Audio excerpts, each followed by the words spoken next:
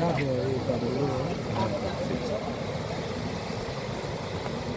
the flow of water for all this was done? Alright, so what's the purpose of doing that? I don't want to speak technically about this. Jenem, or Louis, or yo voulais poser une question. Qui nous dit qu'à aider expliquer? Qui raison nous dit ça là? Ça, comment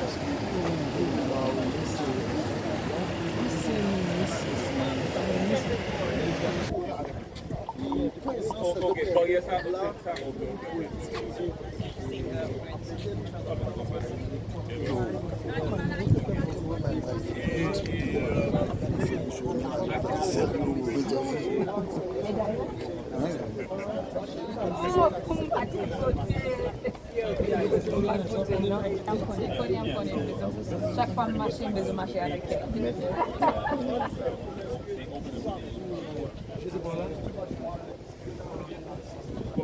Ok. Il est à côté.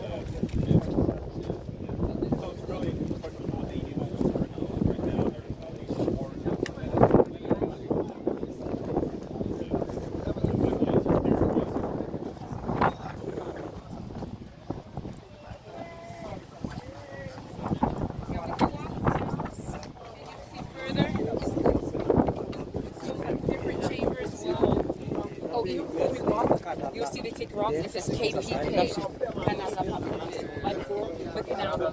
Yeah. Be careful. Yeah, that's what I was gonna say. Are they thinking about like having some guardrails, especially kids, so they fall into They probably should. Hey. Kids will mean. Yeah. So that's, you can see when they were not 100% finished. Like these finishes still need to be done. But it's working. And then here we'll see the body of the canal already.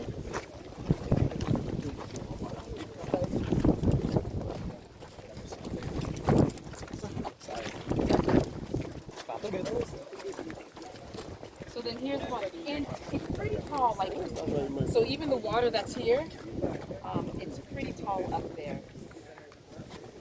So this is where they start to go into the farm, and it just, it keeps going, And when they open it, like, go ahead. Yeah, so if it goes like, so it's going like too high, so that's when they close it. Exactly. And all this is built. Yes. All of this is written.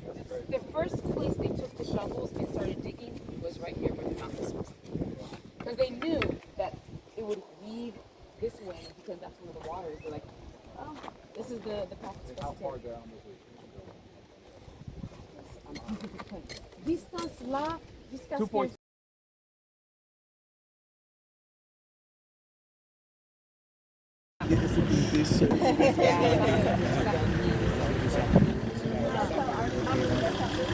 Okay, let's not, like, they are the ones that protect, like, agricultural, like, infrastructure and agricultural projects, like, throughout the country. It's not just here. When they found out that we were doing this canal, they said, we've got to send some agents they built.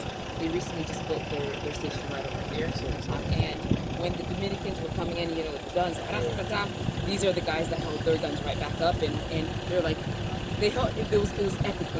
They held their guns up and they said, keep working, keep digging, and it was like an epic standoff between the two. Sometimes expliquez. Vous connaissez, il y a un Dominicain qui dit l'eau ça c'est pur, mais sous l'eau en pile haïtien dit c'est un Haïti sorti. Qui côté sous la commencé? L'eau massacre.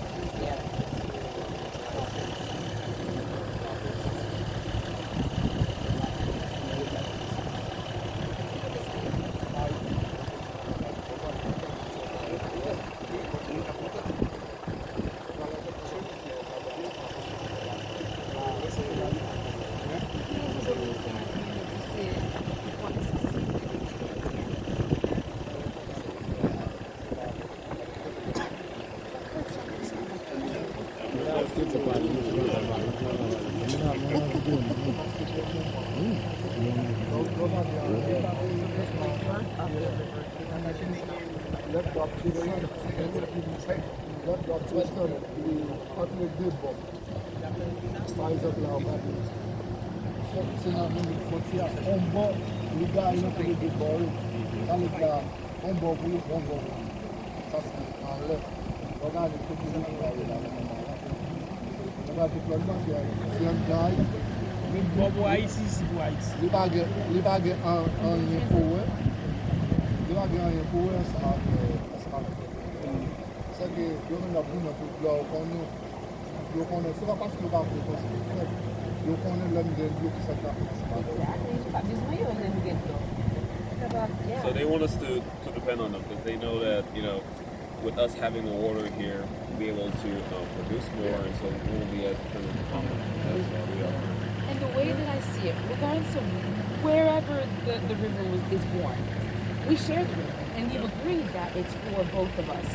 And that's not the debate. The debate is like, is it equitable for us now to use some of the water? Clearly, it's equitable because the water continues to flow. Okay, right over here. This wall has been built since the canal was born. And so it wasn't there before August 2023, and then they come through right from that area. The standoff happened right over here. Vous avez expliqué lui. Oh, pardon, ma présentez-nous. C'est un monsieur qui vraiment remet Haïti en pile. C'est ancien ministre éducation pays d'Haïti en bas Obama. Oh, pardon. Ancien ministre éducation États-Unis en bas Obama. Vous connaissez Obama, premier président noir. C'est bon ami lui, c'est lui-même qui était ministre éducation. Vous connaissez déjà, on travaille dans une organisation éducative, c'est formation pour professeurs faire. Mais quand même, si vous travaillez avec nous, et puis vous travaillez avec, c'est un bon ami moi, Dave, qui travaille avec jeunesse, il y a un programme basketball. Nous dit, vous avez besoin de visiter le canal là, sur pour raison ça, il vient visiter le canal là pour voir qui ça peuple haïtien a fait. So I'm explaining who you are. Ok. Konya, il voulait pour nous expliquer pour lui. Expliquer journée, parce que ça fait plusieurs fois. Soldats dominicains. Yeah, soldats dominicains sont venus avec ça, ils ont pointé le visage. Expliquez-nous, juste ça. It's all you.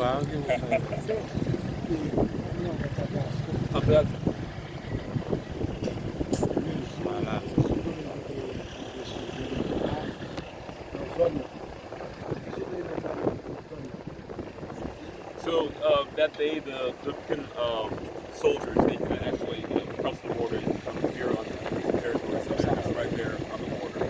Il y a un poste, il est là. On a mis dans le poste sécurisé. Et puis, il a fait il a fait tout ça qui est capable de faire un entrer. Il a dit ça comme ça. Il a dit non, nous c'est haïtien, nous c'est haïtien, tout haïtien.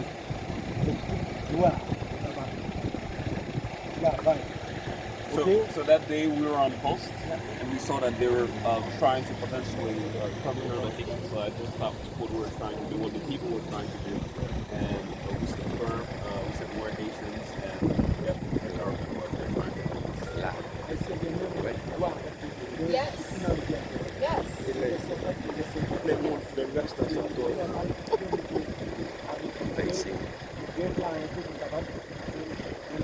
So the river crosses both countries, so it's 50-50. So if they're using it for their own needs, we have the right as well to use it for our own needs.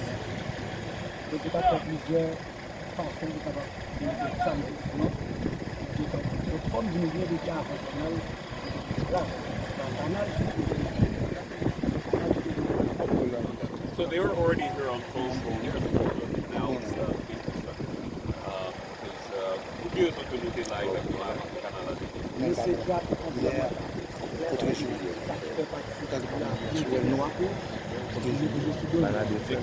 ça qu'il y a là en termes de biodiversité dans un monde que nous avons décidé pour nous protéger avant la rivière là.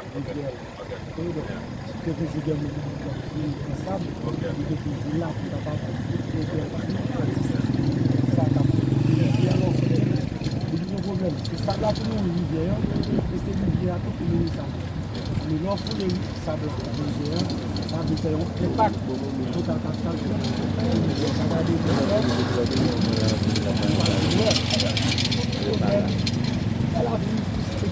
Yeah. So they're actually a unit of the Ministry of Environment. You see on the first shirt, it's MDE, the Ministry of Environment.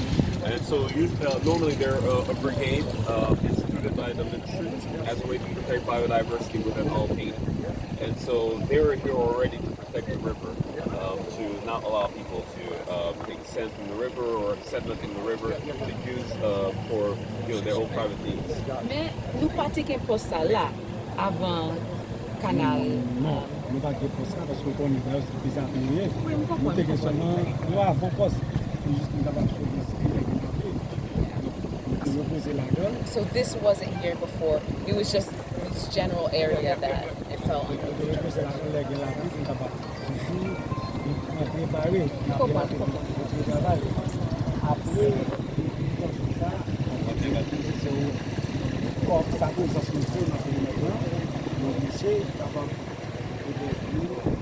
Économiquement,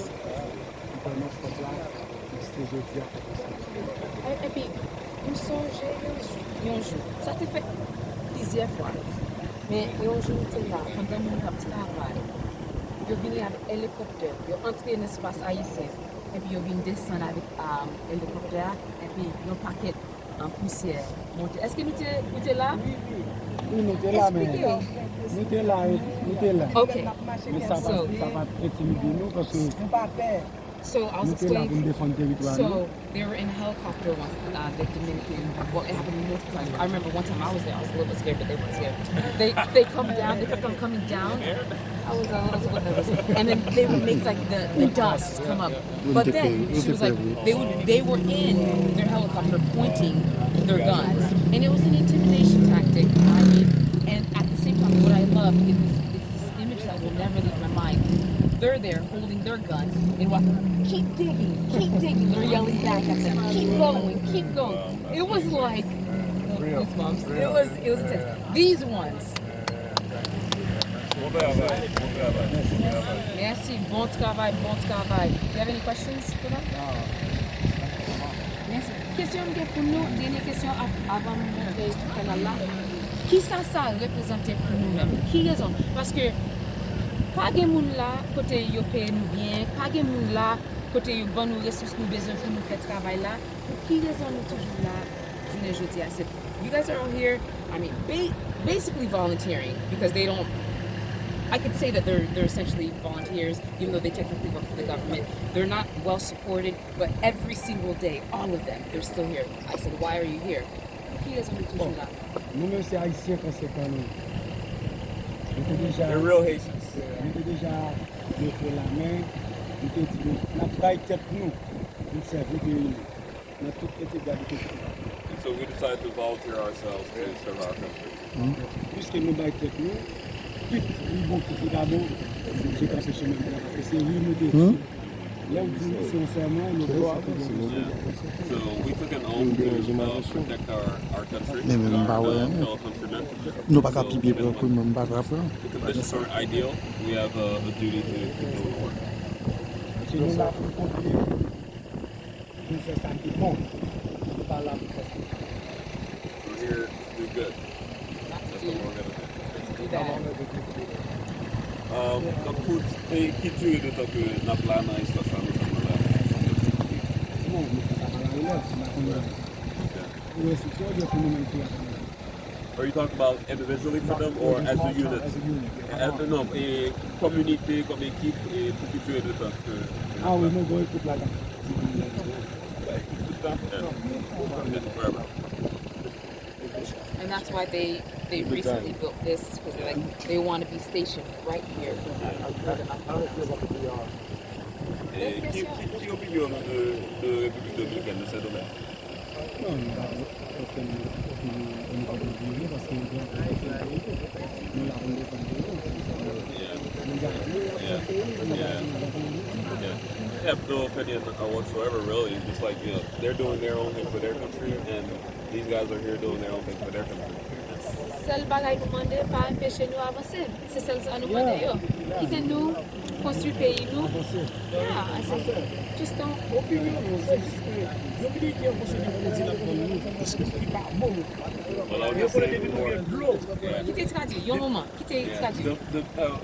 My biggest issue is the fact that Dominicans are selling us a bunch of products that aren't good for us, and so we need the water so we can, produce. Yeah.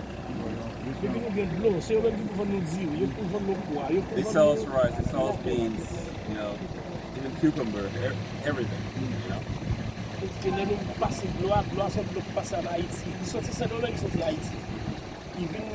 Dans le territoire haïtien, nous prenons dans le territoire haïtien, nous avons pas d'accord.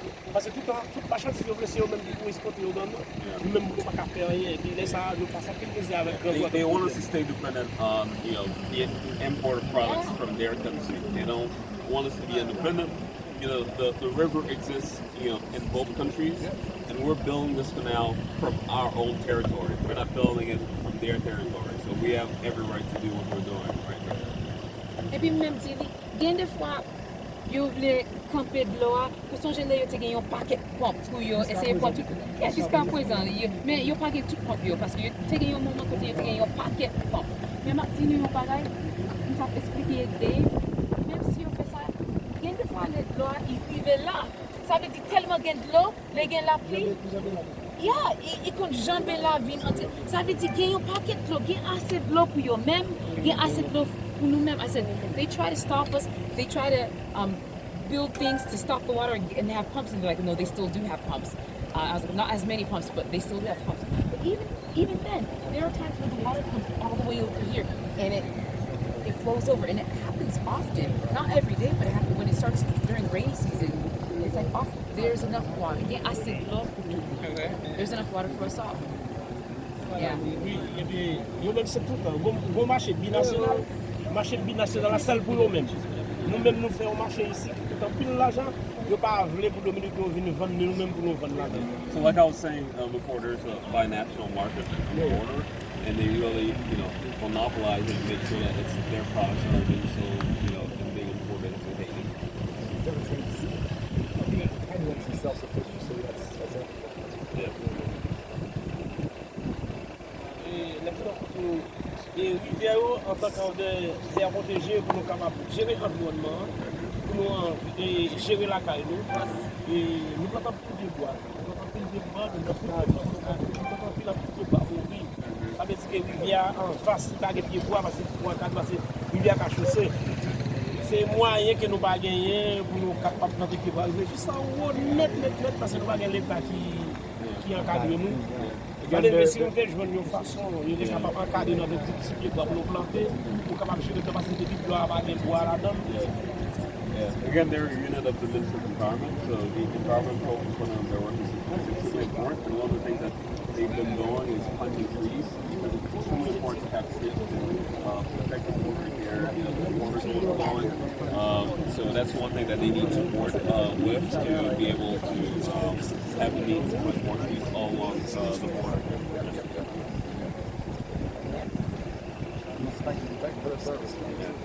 Je remercie nous en pile pour service nous, pour le travail que nous avons fait pour le pays à Haïti. Parce que nous sommes tous les pays en ville et chaque année nous venons visiter Haïti.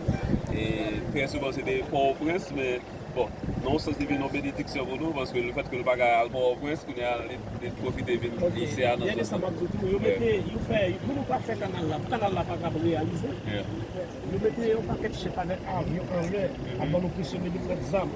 Nous à la soirée, nous avons travail, nous sommes capables de So what Richard's been saying, like, all the time the Dominican government is sending, helicopters and soldiers who are pointing guns at them. They're saying, they're ready to die for their country. If they have to. Yeah, they got courage. Yeah. I'm ready to die too, but I get a little scared. I get scared. I didn't think you got scared. Yeah. I get a little scared, but I don't show it. Donc, nous disons comme ça que nous bâtissons au pays, aux nations, c'est avec le monde qui est courage. On va les féliciter de ce courage. On travaille de la paix.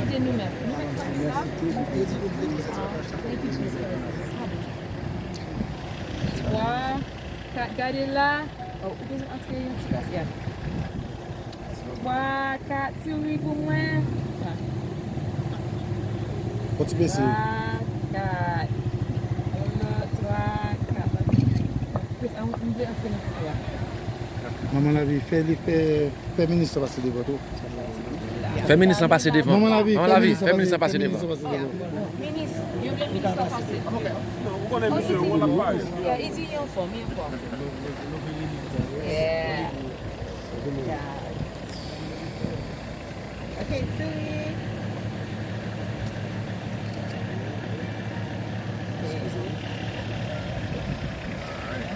Thank you, merci.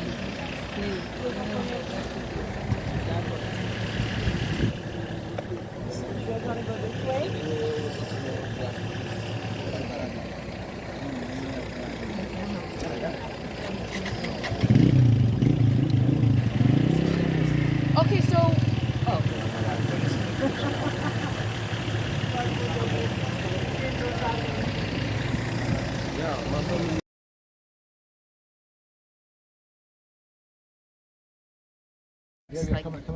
yeah. And then those secondary, they go even miles out because the farmers will dig, and then this farmer will connect to this farmer's, and it's just the entire region.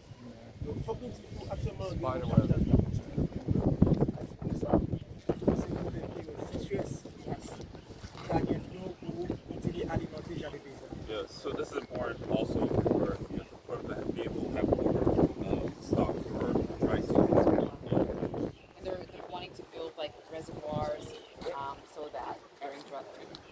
Le financement canal, ça, c'est PAM qui contribue avec le capital. Oh, really? So it says like the World Food Program actually financially contributed. Not to this now. The second part, like the second part. This was us. Okay. This was us. Okay. Okay. But after that,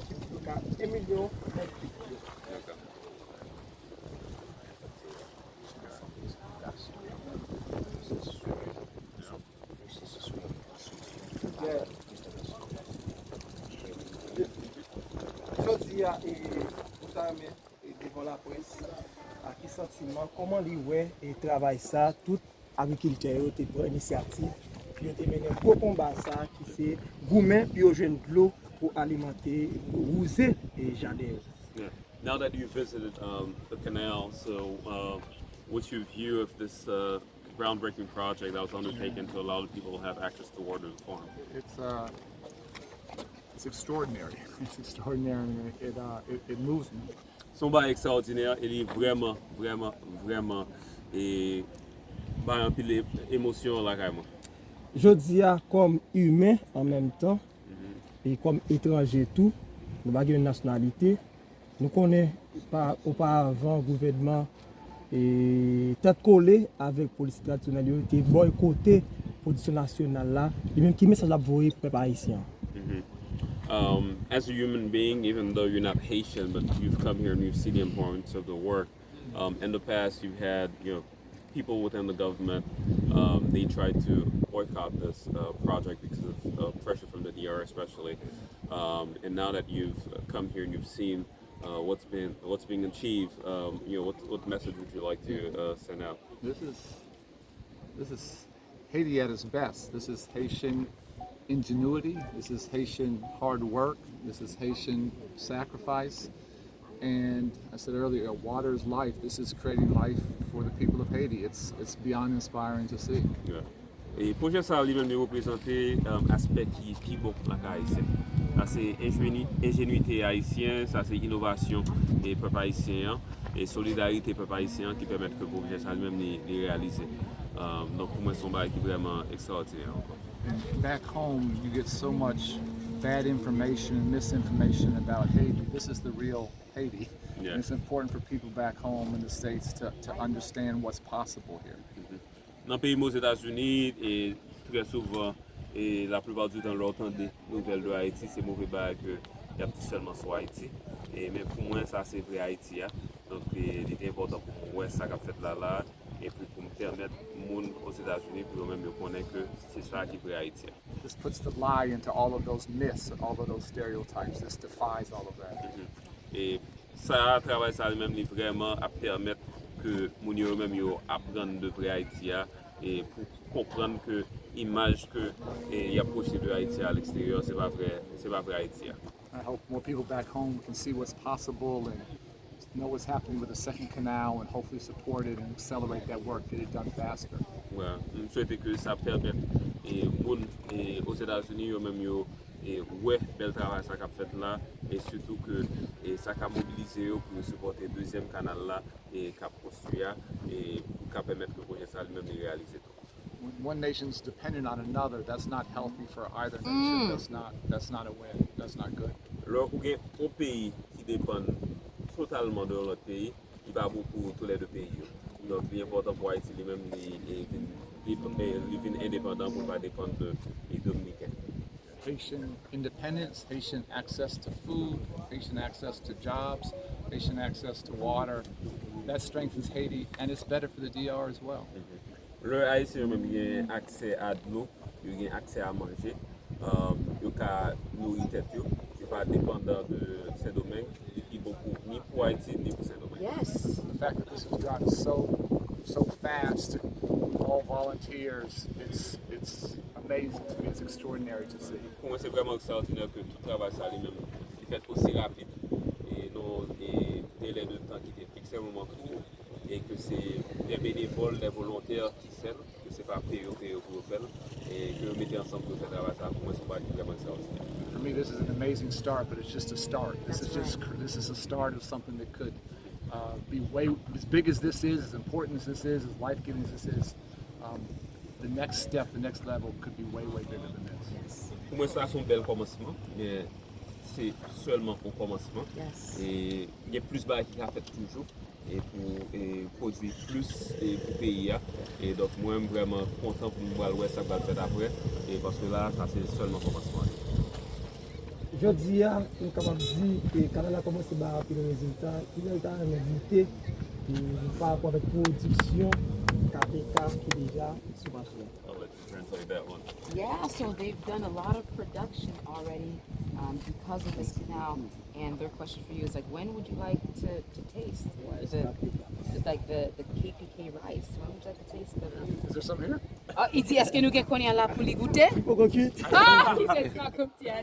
I didn't get lunch. I'm hungry. Il So dit, il grand goût, il faut qu'on mange lunch. Ça veut dire, si tu as un plat, qu'on y a là, il t'a mangé. tell somebody to get cooking. I'm good. Il dit, fais au monde commencer à manger qu'on y a là, parce qu'il est goûté. If it's not ready, I'll come back another time Il dit, s'il and happily taste si it. il peut pas de problème, ça veut dire une gain pour me retourner et puis prochaine fois la bouteille manger café.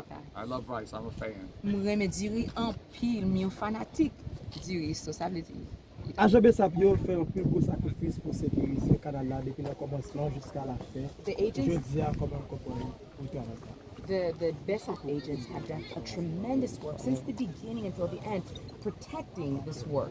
What are your thoughts? What are your feelings, sentiments towards that? These are patriots. These are real Haitians. I said earlier, they are helping to build a nation. Moun sa yo, c'est vrai patriote, c'est haïtien conséquent, c'est moun qui construit un pays. But it shouldn't be this hard. Il pas ta doué difficile comme ça. They shouldn't have to do this. The fact that they do it, the fact they volunteer, the fact they're willing to risk their lives, give their lives to see Haiti be stronger and better and self-sufficient. Those are true patriots. Il pas ta doué comme ça, il pas ta doué risquer la vie yo comme ça pour construire un simple canal comme ça, mais quand même parce que yo fait ça, ça montre qui est sérieux, ça montre que yo c'est haïtien conséquent, haïtien vrai haïtien. When the history of this transformation is written, that's a really important chapter. Là yo écrit l'histoire du canal là dans l'histoire pays d'Haïti. Yo a bien un chapitre. Et puis chapitre ça est vraiment important dans l'histoire pays d'Haïti. Not being intimidated, not backing down, being willing to protect the people doing the real work here.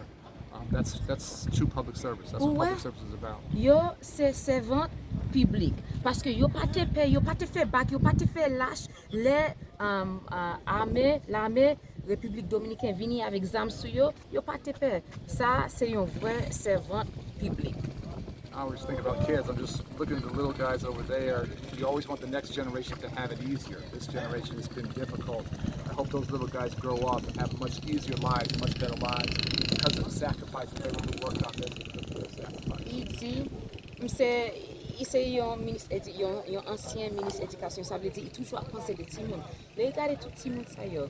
Il souhaite que la vie yo a plus facile parce que la vie nous-mêmes parce que nous-mêmes nous travaillons pour ça. Besta yo travaille pour ça. Média tout le monde travaille pour ça. Nous souhaitons que dans l'avenir yo gagnons la vie qui plus facile, qui plus doux à travers de sacrifices nous-mêmes.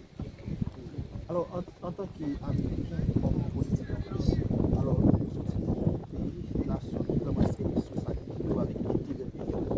Donc, lors de la précipitation par ça Okay, you come from a nation that is really has comment capable de dire, like you come from a nation that is really big on Protecting its its people and its interests. So protecting its interests. Yeah. There we go. On protecting its interests. So when you hear about what happened with the Dominican Republic, like what does that mean to you? What do you understand from that?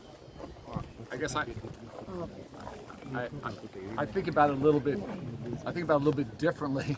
I think there's a common human interest, and that Haiti is one of our closest neighbors. It's one of our most important neighbors, and it's in all of our interests. In the United States' interest, it's in the DR's interest. It's absolutely in Haiti's interest for Haiti to be strong and independent and self-sufficient. So this is good. This is good for everyone. There are no losers here. They're all winners here. You take this or am I taking it? Oh, okay. Il dit, pour lui-même, il dit, il croit canal ça, la bénéficier, c'est pas seulement haïtien, la bénéficier République Dominicaine, la bénéficier États-Unis. Il dit, ça, nous gagnons intérêt commun avec canal ça. Ça, c'est un bagage pour l'humanité. Ça veut dire, pour lui-même, il pas ta doué un bagay n'a goumen n'a lutter mais ça ta doué un bagay nous supporter nous tout supporter parce que la bénéficiaire ni haïtien ni dominicain ni américain. Nous pas goumen pour lui parce que yo pour 11 prises, nous pour 11 prises. Majorité de l'eau qui renforce Canada c'est sur par territoire par nous. So he says, for us, we're not like fighting. It's not a fight because I said that, you know, it's common interest there. It doesn't need to be like butting heads. So he's like, we're not butting heads with anybody because the reality is, he said, they have 11 canals. This is our only one. So for us, it's not a matter of like, so he's basically pointing out it's Dominicans that have a problem with us. We don't have a problem. Like, we understand this is for humanity, this is for us. They're the ones that have a problem. Amen. I agree. Amen. Li d'accord. So if Haiti's poor, if Haiti's hungry, if Haiti doesn't have jobs, if Haiti's dependent, that's horrible for Haiti. That's also horrible for the DR, and it's bad for the United States. Si gen It's not good for anybody. Si gen pauvreté, moun pa gen l'argent, yo pa ka vivre. Ça c'est un bagay qu'a fait haïtien mal, mais tout l'a fait dominicain mal et puis tout, il pas bon pour États-Unis. Ça veut dire les Haïti levé, tout le monde n'a pas levé. Nous va connaître son chance nous gagner et nous qui camper là et en plus pour nous trouver nous devant un homme politique américain alors pour nous poser une question ça joue je dis haïtien dans grosse difficulté aux États-Unis mais pendant ce temps tout les hommes qui ont des problèmes en Haïti Hey! Important. It's a big deal. I'm standing here in front of like 90% zam sorti dans côte Floride là, qui crée insécurité.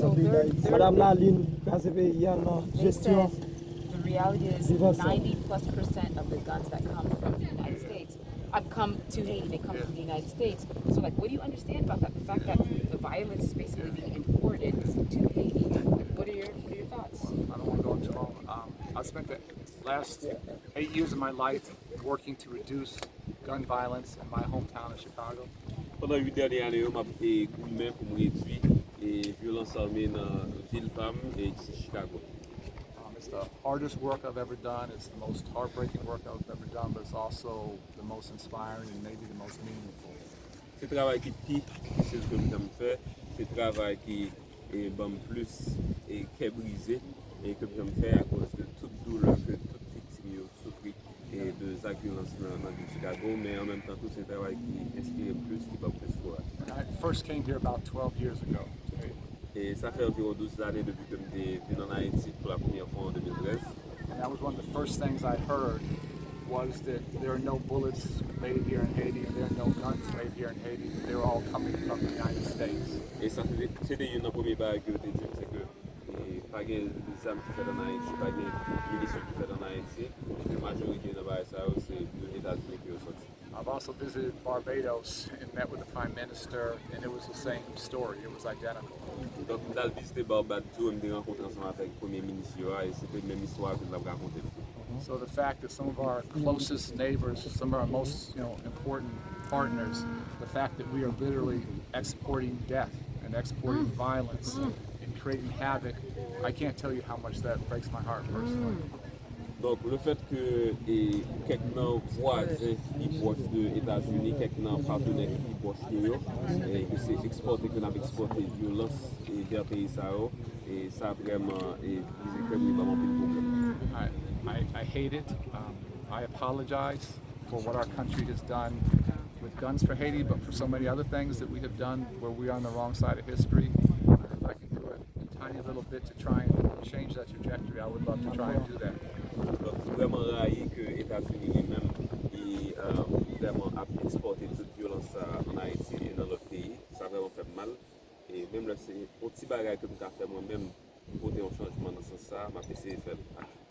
Just personally, I work with gangs and gang leaders back home in days from Port-au-Prince. If there's ever a time to try and work with gang leaders in Port-au-Prince and try and find some peace or find some reconciliation, me and lots of my team would love to try and help if that would be helpful. Et moi-même, j'aime te dire noir et travail que m'a fait pour réduire les activités gang, violence gang dans la ville de Chicago. Donc si jamais tu as une opportunité pour aider Haïti dans ce sens, surtout pour c'est vraiment un gros problème ensemble avec gang et nous sommes toujours disponibles pour aider Haïti même dans ce sens. My hope is that we import hope, we import jobs, we import creativity, we import entrepreneurial skills, we help on leadership, and we do that and stop importing guns and bullets. Donc, l'espoir, c'est que nous avons exporté l'espoir, et nous avons exporté le travail, l'éducation, l'amour vers Haïti au lieu de destruction, au lieu de violence. Question. Et Madame Laline, dernière question. Madame Laline, qui est une partie représentante démocrate, même avec M. Berton, qui est démocrate. Et je ne dis à nous connaissons fédérés dans Genève, qui vont tourner, vivent ensemble. Qui message pour les peuple haïtien parce que gang vivent ensemble sur un gang terroriste qui a terrorisé le pays alors que les États-Unis n'ont pas jamais décidé de déclarer comme terroriste en Afghanistan pour toute la nation comme ça. So you have the Vive Ensemble gang coalition, and before they had the G9 gang coalition. They've become federated, and you had someone like Ms. Lalim, who is the head of the UN mission here in Haiti. They didn't really do anything to stop the expansion of the gangs and sort of like facilitated their federation. So, what message would you send to the Haitian people about the situation? Même avant nous avancer, je voulais très clair. I'm not putting Monsieur là pour faire politique. Like I didn't bring you here to be political, so I don't want you to. I'm not political, so I'll just speak personally. So Okay, me dit parce que me parle mettre une. Okay, mais il dit il pas de problème pour bailler réponse. Mais seulement me parle générer les. Yeah. Dernière question. Okay. it's all good. I'm an expert on Haitian violence and gang violence. Pas vraiment expert sur violence en Haïti et violence gang en Haïti particulièrement. But everything I see, everything I read, everything I watch, it's the poor who are being the most hurt. It's the poor who are being kidnapped. It's the poor who are being killed. It's the poor who are losing their homes, their churches, their hospitals, their schools. Et tout ça m'entendait, et tout ça moi, tout ça me lit. Ouais, que c'est bon qui pauvre, c'est eux qui sont victimes, c'est eux qui perdent du caillou, c'est eux qui mourir, c'est eux que le bandit a kidnappé, et c'est eux que le caillou a brûlé. C'est eux qui sont obligés de courir quitter caillou, donc c'est eux qui sont plus victimes. And this is nation building work, that's nation destroying work. Et le travail que nous avons fait à la canal là, c'est un travail pour sur le pays. Et ça qu'a fait pour avec gang yo, c'est un travail qui a détruit le pays. So often the gangs and the violence, that comes from literally having no hope, no sense for the future. Et très souvent, une des sources gang yo, c'est le fait que pas d'espoir dans ce côté-là, de pas ouais, on qui bon avis. Create hope and better education and better sports and other things. If you give kids an alternative, something better to do, the vast majority will choose to do that. Je pense que si nous offrons une éducation, nous offrons un sport, et il y a pas un espoir à travers ça, et nous avons construit un bon pays. Donc c'est ça pour nous. So, the gang life is often the choice because it's the only choice. There's no other option. Et souvent, leurs jeunes décident d'entrer dans le gang, c'est parce que c'est la seule option ça que nous présentons. Et pas une plus bonne option. Donc là, la responsabilité nous, c'est pour nous créer l'autre option, l'autre opportunité pour les jeunes pour ne pas sentir qu'ils sont obligés d'entrer dans le gang. So the job for all of us, the goal for all of us is to create the education and the opportunities and the jobs and the sports and the drama and arts and music, to create those opportunities. And I promise you, the vast majority of kids will choose that. Yeah. Et donc, la responsabilité, c'est pour nous offrir éducation, offrir sport, offrir les arts, offrir culture et bah, je dis, au bâtiment que il y a une opportunité dans tout domaine ça et nous promettons nous que il va pas entrer dans le temps. C'est ça pour nous. Thank you. Okay. On va se laisser. Pas fort. Okay.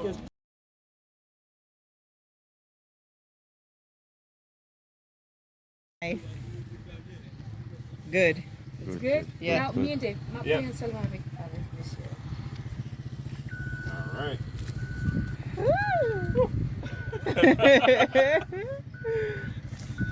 Okay. Oh yes, good. Yes, You got it. yes. N'a passé là? Oui, nous capables, nous capables. N'a passé là? Nous capables. Oh. Don't be afraid.